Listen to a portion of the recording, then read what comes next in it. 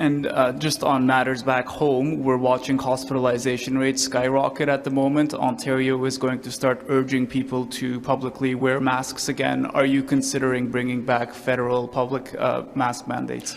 The single best thing Canadians can do to prevent our hospitals from getting overwhelmed, to keep themselves and their loved ones safe during the coming winter months, is to make sure your vaccinations are up to date.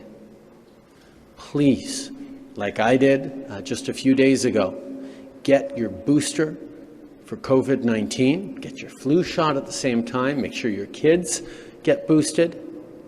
Canada made it through the first waves of COVID-19 better than many other countries in the world, both on the health side but also on the economic side, because Canadians stepped up with some of the highest vaccination rates of anyone in the world.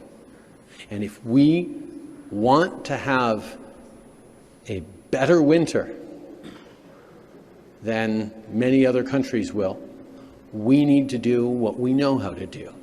Go out, get vaccinated for yourselves, for your loved ones, and for the frontline health workers who are struggling, as always, with a rise in cases as winter approaches. Liam Casey with the Canadian Press. Hi. So Dr. Moore is set to recommend masking to the public tomorrow to encourage them to mask up. Yep. But your government's not going to mandate mask wearing. I spoke yesterday to the CEO of Sick Kids, who would welcome universal masking. He says his hospital is in crisis.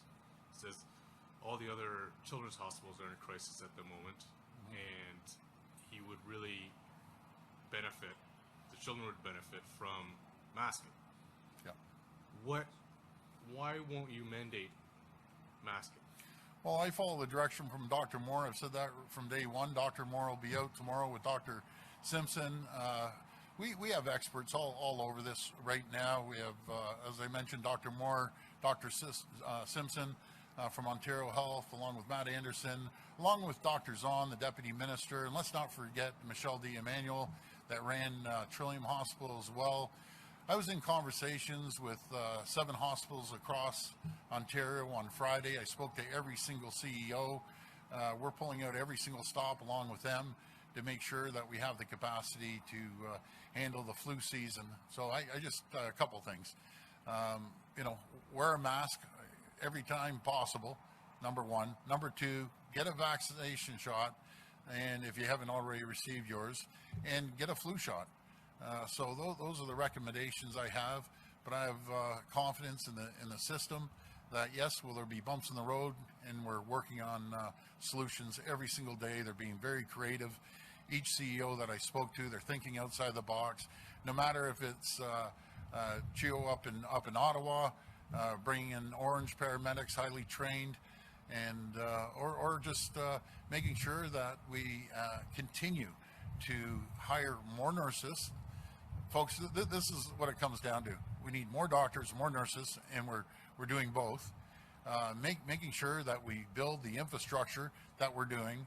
We're spending $40 billion on 50 additions, and I wish I could snap my fingers and add more hospitals immediately. But it was from decades of neglect that we're in this position on the capacity, and we're just going to continue building. And that's going to maybe take a couple of years, but we're going to continue doing that, investing into healthcare. We're investing more money into healthcare than any province in the history of this country, and we're going to continue doing that.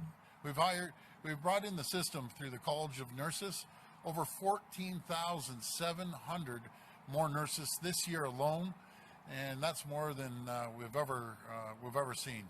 We're bringing more doctors online. We're building a medical university. We've added over 3,100 beds. We're bringing on another 3,000 beds. So we're doing quite a bit. But the CEOs are asking for mask mandates. They can help in the short term. But why? Well, are you? Yeah. Why won't you? Yeah. Again, I'm going to follow Dr. Moore's direction and seven hospitals that I spoke to, CEOs, yes, do they want masking? No one told me they wanted mandatory masking, but in saying that, I encourage every single person, when possible, especially people with respiratory problems, young kids. What I heard from the docs yesterday, a big problem are the kids that aren't in school, the 4 and unders. That's the situation. I've also heard that with 16 and 17-year-olds out in Hamilton, they're going into the adult care program to free up more beds. It's all hands on deck right now.